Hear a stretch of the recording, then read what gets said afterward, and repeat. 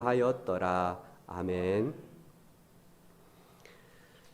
이스라엘은 가나안 정복 이후에 12지파들은 각각 땅을 분배를 받았습니다. 하지만 이들처럼 분배받지 못한 한 지파가 있었습니다. 바로 레위 지파입니다. 레위 지파는 12지파가 분배받은 땅의 일부를 재분배받게 됩니다. 이것은 하나님의 명령이었고 약속이었다는 것을 우리는 민수기 35장에서 볼 수 있습니다. 그래서 레위의 이 족장들은 지금 하나님의 명령이었고 약속이었던 이 땅을 요구하는 것을 오늘 1절에서 3절 말씀을 통해서 우리가 보게 됩니다. 오늘 1절을 보시면 레위 사람의 족장들이 오늘 누굴 찾아가고 있냐면은 제사장 엘르아살과 그리고 여호수아와 그리고 이스라엘 자손의 각 지파 족장들이 있는데 그들을 찾아갑니다. 2절 보시면 바로 가나안 땅 실로라는 곳에 이 족장들이 찾아가서 2절 중반절을 보시면 여호와께서 모세에게 명령하사 우리가 거주할 성읍들과 우리 가축을 위해 그 목초지들을 우리에게 주라 하셨나이다 이렇게 요구를 합니다. 그랬을 때 3절을 보시면 이스라엘 자손이 여호와의 명령을 따라 자기의 기업에서 이 성읍들과 그 목초지들을 레위 사람에게 주니라 그렇게 기록하고 있습니다. 오늘 기록했던 여러 성읍과 목초지들을 오늘 열거를 해주고 있습니다. 그것을 우리는 지금 서로 교독을 해서 우리가 읽었습니다. 그 내용들을 보면 우선 4절에서 7절까지 보시면 지금 아론의 자손들이 있는데 다름 아닌 그핫 자손들 중에 아론이 있었죠. 그렇다면 오늘 그핫 자손들에게는 24성읍을 얻게 되는 것을 보게 됩니다. 아론 자손에게 13성읍을 주었고요. 5절을 보시면 그핫 자손들에게 10성읍을 주었습니다. 그래서 그핫 자손들에게는 23성읍을 받게 된 것을 보게 되고요. 또 6절을 보시면 게르손 자손, 지금 레위의 그 아들들의 이름입니다. 지금 게르손 13성읍을 받게 됐고요. 또 7절을 보시면 무랄이라는 레위의 아들이 있는데 12성읍을 받게 됩니다. 그리고 9절에서 40절까지 보시면 지금 그 성읍들과 그 목초지들이 이러하니라 하면서 9절부터 40절까지 주었던 그리고 각 어느 지파에 그리고 어느 성읍을 주었는지를 계속해서 기록하고 있습니다. 그리고 41절을 보시면 이들이 받은 서금은 41절 중반절을 보시면 모두 48성읍이요 또 그 목초지들이다 이렇게 말씀해주고 있습니다. 레위 사람들이 받은 그리고 각각의 그 지파들이 성읍을 내주었고요 목초지를 내어주었습니다. 그 성읍들이 오늘 48성읍이었더라 그렇게 말씀하고 있습니다. 이것을 다시 한번 우리가 지도를 통해서 한번 정리를 해보도록 하겠습니다. 20장에 보시면 6성읍을 이 레위 사람들에게 주었죠, 그렇죠? 그래서 동쪽에 보시면 지금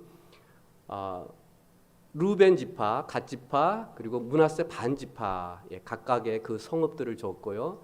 그리고 왼쪽 서쪽으로 보시면 이제 유다의 그리고 므낫세 포함해서요. 거기에 지금 헤브론이라는 곳에 성읍이 또 하나 있고 그 위쪽에 이제 이 가나안의 중앙이라고 보시면 됩니다. 거기에는 지금 므낫세 반지파죠, 그렇죠? 므낫세 반지파의 세겜이라는 지역의 성읍을 주었습니다. 그 성읍은 다름 아닌 도피성입니다. 부지 중에 내가 실수에 의해서 사람을 사망케 했을 때에 언제든지 이들이 도피할 수 있는 그러한 성읍을 주었던 것을 우리가 지난주 살펴보았습니다. 그리고 북쪽에 보시면 납달리 지파에 거기에 게데스라는 지역의 도피성을 주었습니다. 이곳에서 레위 사람들이 거기에서 또 제사를 드렸고 또 여러 각각의 이 어려움을 당하고 있는 이런 사람들을 보호할 수 있는 그러한 곳에서 일을 했다는 사실을 우리가 보게 됩니다. 오늘 또 이제 보시면은요, 이 도피성 얘기도 나오지만 오늘 21장에서는 주로 이제 르이 사람의 이 세 아들들에게 이 성읍을 그리고 목초지를 주는 그것을 우리가 보게 되는데, 이 지도를 통해서 이제 보시면 이렇게 좀 정리가 쉽게 되지 않을까 싶습니다. 이제 오른쪽에 보시면 지금 무라리 족속인가요? 예, 무라리 족속. 예, 무라리 족속은 르이의 셋째 아들입니다. 그러니까 지금 동쪽입니다. 예, 거기에는 지금 무라리 르이의 셋째 아들이고요. 이 무라리는 주로 성막의 가장 무거운 목재를 운반했던 이러한 그 르이의 아들이기도 합니다. 그리고 이제 자손들이 그 일을 했습니다. 그리고 이제 왼쪽에 보시면, 남쪽으로 보시면 지금 유다의 거기에 보면 지금 어느 자손이죠? 아론 자손이라고 되어 있죠. 아론 자손은 그핫 자손의 손자입니다. 예, 첫째 아들인데요. 예, 여기에는 지금 대제사장이 바로 아론의 이제 후손들 통해서 나오게 되죠, 그렇죠? 예, 그래서 가장 먼저 사실은 이 성읍을 받을 때에 이 아론의 자손이 먼저 받는 것을 보게 되고요. 그다음 이제 위에 보시면 이제 그핫 자손이 나오죠. 예, 그핫 자손은 르이의 둘째 아들입니다. 예, 둘째 아들이 이제 두 번째 받는데요. 여기에는 이 자손들은 성막의 가장 중요한 곳이라고 할 수 있는 이 지성소의 성물들을 운반하는 이 일들을 했습니다. 그리고 이제 그 위에 이제 게르손 자손이 있죠, 그렇죠? 예, 이 게르손 자손이 장자입니다. 여기는 이제 성막과 그 부속물들을 이제 관리하는 일들을 했습니다. 그래서 르이 사람들은 주로 하나님이 임재하시고 그리고 하나님 앞에 예배를 드리는 모든 이러한 부분들을 관리하고 일하는 지파들이라고 여러분이 생각하시면 되겠습니다. 그래서 지금 12지파들에게 나눠진 그 땅의 일부를 지금 각각 지파들이 이 레위 지파들에게 또 이 목초지와 그리고 또 성읍을 내어주는 것을 보게 됩니다. 어떻게 보면 이들에게도 어느 정도 그 재산을 관리하고 또 이들에게 어느 정도 사유지를 허락했다는 사실을 우리가 보게 됩니다. 어떻게 보면 레위 사람들은 이 12지파에 있는 여러 것들을 땅이나 목초지나 이런 것들을 누릴 수 있는 어느 정도 특권을 이들에게 허락했다는 사실을 보게 됩니다. 그러면 이 성읍은 어느 정도 이 넓이의 이 들판을, 이 목축지를 갖게 되었을까 하는 겁니다. 지금 48성읍이 있는데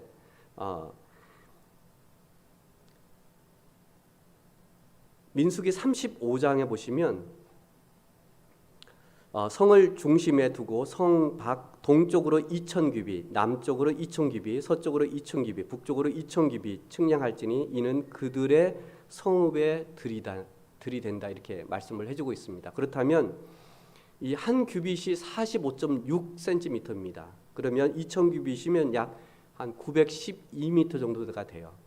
그러니까 사방팔방 그 정도의 그 목초지와 그들이 그 짐승들을 목축할 수 있는 그 정도의 한 1km 정도 이렇게 사방, 팔방 이렇게 여러분들이 생각을 하시면 되겠고요. 그리고 48성읍의 이 성읍의 거리는 어느 분은 약 한 10마일 정도 된다. 그래서 약 한 16km 정도. 이 성읍 그러니까 48성읍에 각각 띄워져 있는 그 거리가 약 한 16km 정도 이렇게 예상을 합니다. 그리고 언제든지 이렇게 거리를 둔 것은 각 지파들에게는 여전히 지금 문제들이 있고, 지금 가나안 땅을 하나님이 주셨지만 여전히 가나안 족속들이 살고 있었습니다. 그리고 또 경계를 뒀지만 여전히 또 분쟁이 일어날 수 있는 그런 부분들이 있습니다. 왜냐하면 경계석이 뭐 옮겨진다든지 뭐 이런 부분들, 아니면 일부러 땅을 좀 더 차지하기 위해서 뭐 옮길 수도 있는 이런 부분들, 그리고 여전히 주변에는 또 특히 산지 같은 경우에는 가나안 족속들이 있었기 때문에 이런 문제들을 해결하고 도울 수 있는 이 역할들을 바로 레위 사람들이 했다는 사실을 우리가 볼 수 있습니다. 그리고 언제든지 이들은 하나님의 뜻 가운데에 살아갈 수 있도록 말씀을 가르치고 또 예배를 인도하는 이 일들을 레위 사람들이 했다는 것을 우리가 기억하면 좋겠습니다. 이제 하나님께서 이스라엘에게 약속하셨던 이 가나안 땅을 이제 정복하고 이제 모든 지파들에게, 마지막 레위 지파들에게도 제비 뽑기를 통해서 이제 분배를 다 했습니다. 그러면서 이제 마지막으로 이제 마무리하는 장면들을 보게 됩니다. 그 마무리 장면 가운데에 우리가 한번 44절, 45절을 한번 읽어보도록 하겠습니다. 여호와께서, 시작. 여호와께서 그들의 주위에 안식을 주셨으되 그 조상들에게 맹세하신 대로 하셨으므로 그들의 모든 원수들 중에 그들과 맞선 자가 하나도 없었으니 이는 여호와께서 그들의 모든 원수들을 그들의 손에 넘겨주셨음이니라. 여호와께서 이스라엘 족속에게 말씀하신 선한 말씀이 하나도 남음이 없이 다 응하였더라. 지금 가나안 땅을 약속했던 이제 하나님께서 이스라엘 백성들에게 안식을 주셨고 더 이상 원수들 중에 그들과 맞설 자가 없었고, 그리고 45절의 마지막으로 이제 정복과 분배의 마무리를 하시는 그 하나님은 이런 하나님이시다라고 지금 요약을 하고 있습니다. 여호와께서 이스라엘 족속 중에 말씀하신 선한 말씀이, 여기 선한 말씀이라는 것은 하나님이 약속하신 말씀, 하나도 남음이 없이 다 응하였더라라는 이 말씀은 약속을 다 하나님이 들어주셨다라고 그렇게 기록을 하면서 마무리를 오늘 짓고 있습니다.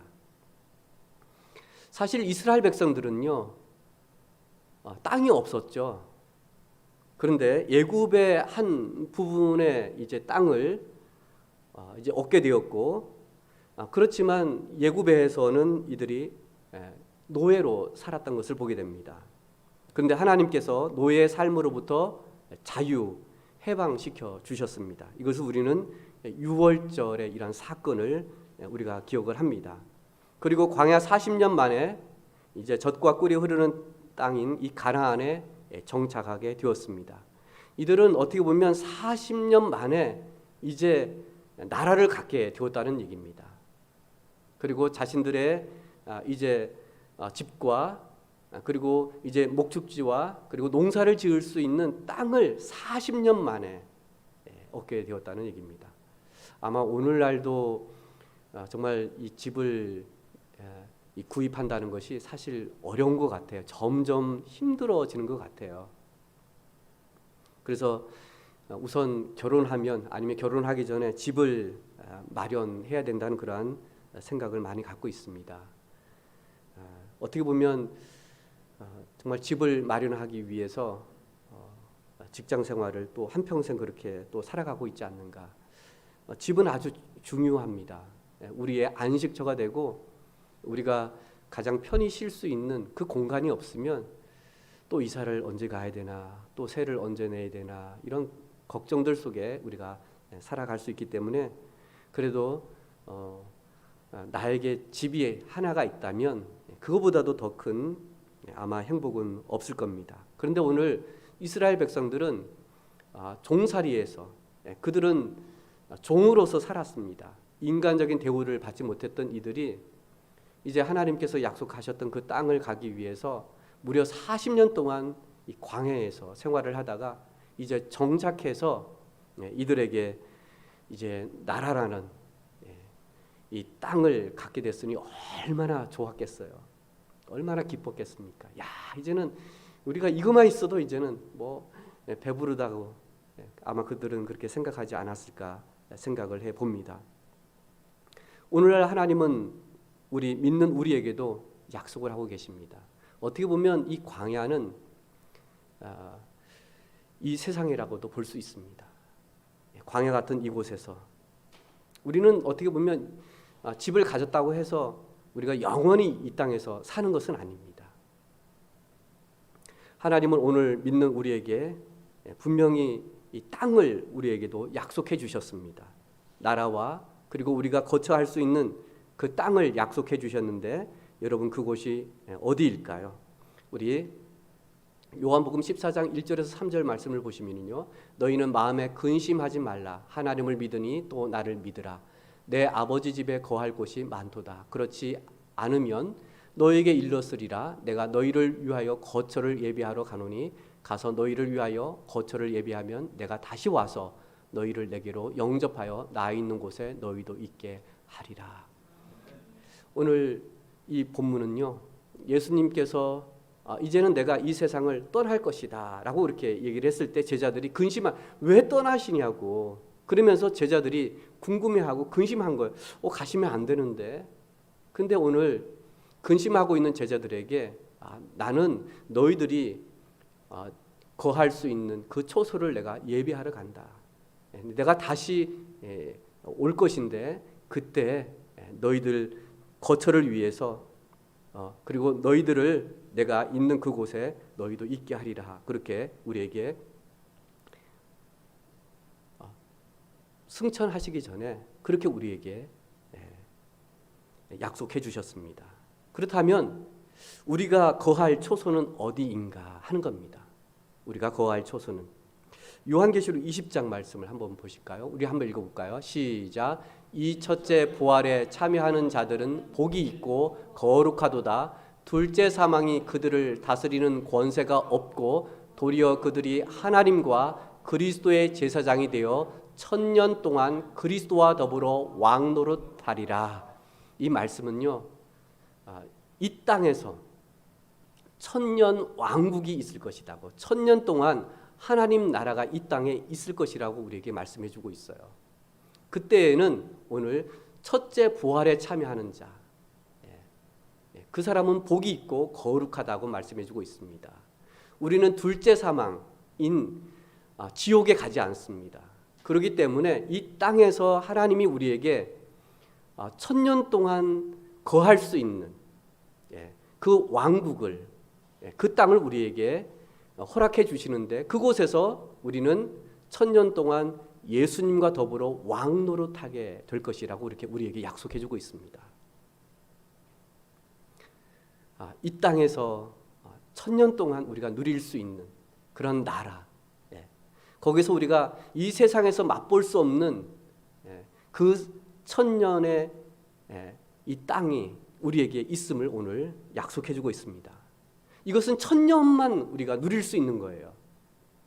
그런데 그 이후에 21장을 보시면 이제 우리가 1000년 동안 이렇게 누릴 수 있는 이 땅도 있지만 하나님은 이제 우리에게 또 무엇을 또 약속해 주고 있냐면요, 바로 이곳을 우리에게 또 약속해 주고 있습니다. 한번 읽어볼까요? 시작. 또 내가 새 하늘과 새 땅을 보니 처음 하늘과 처음 땅이 없어졌고 바다도 다시 있지 않더라. 모든 눈물을 그 눈에서 닦아 주시니 다시는 사망이 없고 애통하는 것이나 곡하는 것이나 아픈 것이 다시 있지 아니하리니 처음 것들이 다 지나갔음이러라. 1000년 왕국 이후에 우리에게 21장에 또 보여주는 하나님의 나라, 바로 새 하늘과 새 땅이 우리에게 있게 됨을 말씀해 주고 있습니다. 그러면서 4절을 보시면 그곳은 이제는 이 세상과 좋게 비교할 수 없는 그곳이 있음을 말씀해 주고 있습니다. 이것이 바로 우리에게 하나님께서 약속해 주신 바로 1000년 왕국과 그리고 새 하늘과 새 땅을 우리에게 주시겠다고 약속해 주고 있습니다. 그 일부를 요한계시록에서 사도 요한을 통해서 우리에게 조금 보여주고 있어요. 이런 곳이다. 여러분 가운데 철로 역정을 읽어보셨나요? 아니면 그 내용을 대충 이렇게 아마 그런 이야기를 들어보셨을 겁니다. 여기에 보면 이제 순례자가, 그렇죠? 이제 이 세상에 심판이 있음을 알고 그가 이제 믿음의 길을 걷는 것을 보게 됩니다. 거기에는 여러 가지 일들이 생겨요. 유혹도 있고요. 끊임없는 이러한 그리스도인으로서 살아가는 데 비웃음도 당하고요. 핍박도 당하고요. 어려움도 있다는 것을 거기서 계속해서 보여줍니다. 그렇지만 믿음으로 또 소망으로 계속 갈 때에 그때마다 도움을 주는 또 그 그리스도인들이 있음을 보게 됩니다. 그 중간에 보면은요. 가다가 멈춰 있는 사람도 있고 다시 되돌아오는 사람도 있고 그렇지 않고 꿋꿋하게 믿음으로 소망 가운데 계속해서 그 믿음의 길을 가는 것을 보게 됩니다. 그러면서 이제 마지막 이제 단계인 거기에 임재라는 사람도 있고요. 뭐 누구라는 사람도 있는데 거기서 잠시 쉽니다. 우리는 거기 가려면 너무너무 멀어서 우리는 여기서 좀 쉬고 갈 거야 이렇게 해요. 근데 순례자는 우리는 가겠다고 얘기를 합니다. 때로는 보면은요. 나는 믿음의 길을 가는데 어떤 사람은 쉬기도 해요. 내가 하나님의 임재를 내가 경험하고 있지만 그 길은 그 천국은 그 하나님 나라는 언제 올지 모르니까 우리 잠시 쉬었다 가자 이렇게 하는 부류도 있다는 것을 보게 됩니다. 그렇지만 우리는 계속해서 이 믿음의 길을 가야 됨을 보여주고 있고요. 그리고 잠시 우리에게 오늘 이 계시록이라는 그리고 이 구약의 예언서들을 보면 하나님의 나라, 이 나라를 조금씩 우리에게 보여주는 것들을 보게 됩니다. 그래서 망원경으로 멀리서 그 하나님의 그 천년 왕국 그리고 그 새 하늘과 새 땅을 그 망원경으로 조금 봅니다. 그러니까 희미하게 보여요. 저곳이구나 하면서 이 순례자는요 계속해서 우리는 그 길로 가겠다고, 나는 쉬지 않고 그 길을 가겠다고 이렇게 하는 장면으로 해서 마무리 짓는 것을 보게 됩니다. 우리도 마찬가지로 이 믿음의 길이라는 것이 쉽지 않습니다. 어느 때는 좀 안 가고 싶고요. 어느 때는 좀 쉬고 싶고요. 어느 때는 이렇게 꼭 가야 되나? 언제? 나는 이미 뭐 구원 받았는데 이렇게 하지만 우리는 그렇게 멈춰져 있을 때에 우리의 주변의 환경이나 또 여러 이 사탄은 끊임없이 우리를 미혹한다는 사실을 우리는 보게 됩니다. 하나님은 우리에게 분명히 이렇게 약속하신 것을 반드시 지키시는 분이라는 사실입니다.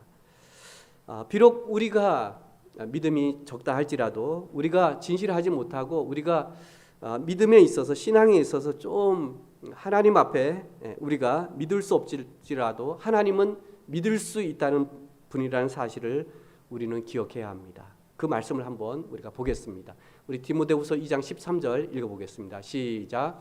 우리는 미쁨이 없을지라도 주는 항상 미쁘시니 자기를 부인할 수 없으시리라.